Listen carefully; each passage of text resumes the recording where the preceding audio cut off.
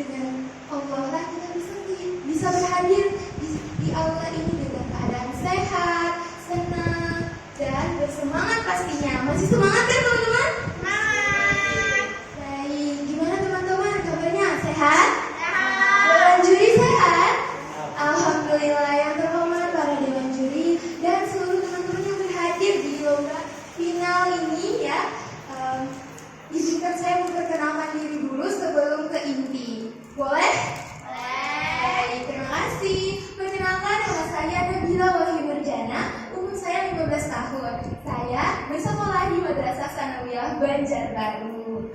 Nah, teman-teman, saat ini saya ingin nih menceritakan tentang buku yang berjudul Anak-anak Sungai Sondong. Buku ini ditulis oleh Kak Ramajani Sinaga dan ilustrator oleh Dilar Arianto Nurrahman. Buku ini diterbitkan oleh Kementerian Pendidikan, Kebudayaan, Riset dan Teknologi Republik Indonesia pada tahun 2023. Nah, buku ini merupakan cetakan pertama dan memiliki 98 halaman.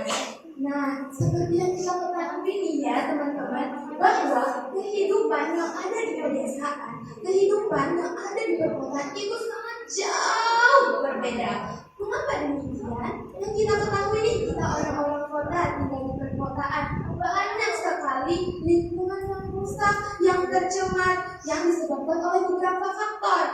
Salah satunya, yang pertama, karena adanya penebangan secara liar. Yang kedua, membuang sampah sembarangan. Yang ketiga, limbah industri. Yang keempat, faktor manusia itu sendiri. Karena zaman sekarang banyak sekali nih manusia-manusia yang memiliki sedikit kesadaran dan kepedulian terhadap lingkungan sekitar. Nah, buku ini menceritakan tentang 3 serangkai, yaitu Fajar, Binsa, dan juga Bonar.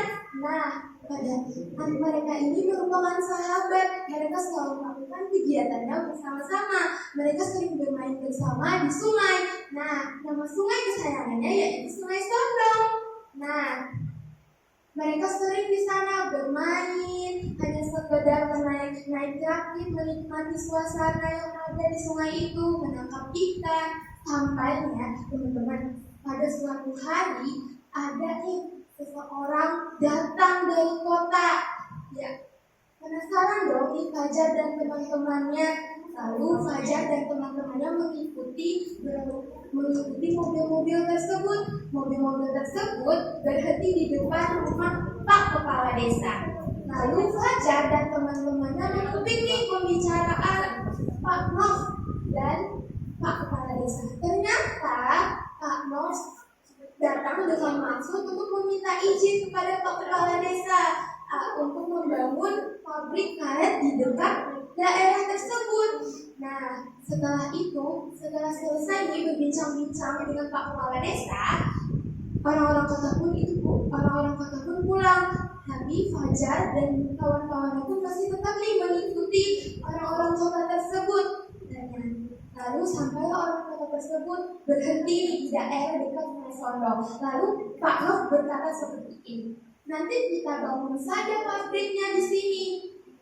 Nanti limbahnya kita buang ke sungai ini, akan jauh lebih praktis dan lebih menghemat biaya. Lalu Fajar yang mendengarnya pun menjadi jengkel dan sangat murka karena sungai kesayangannya akan tercemar. Akhirnya Fajar dan teman-temannya pun memikirkan nih upaya agar pabrik itu tidak jadi dibangun dan sungai mereka pun tetap terjaga dengan cara membuat poster. Nah, poster itu berisikan ajakan agar warga-warga sadar dan mau sama-sama kerjasama nih untuk mempertahankan sungai mereka.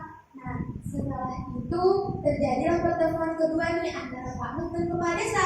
Tapi pertemuan itu tidak hanya dihadiri oleh Pak Kepala Desa, tapi ada 3 serangkai itu, ada warga-warga sekitar yang menolak pembangunan pabrik tersebut. Akhirnya dengan rasa jengkel, Pak Mus pulang kembali dan pabrik itu jadi dibangun. Nah, menurut saya nih ya teman-teman, buku ini sangat menarik dan layak sekali untuk dibaca berbagai kalangan.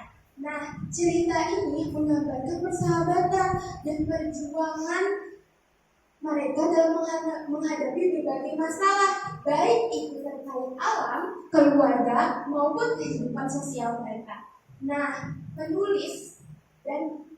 Penulis Ramadhan Sinaga ini juga berhasil membuat saya merasakan suasana pedesaan yang tenang, asri, dan nyaman pastinya. Secara keseluruhan, buku ini sangat asyik sekali. Buku ini sangat menginspirasi karena mengandung banyak nilai-nilai kehidupan, terutama bagi kalian nih yang memiliki sedikit kesadaran dan kepedulian terhadap lingkungan sekitar.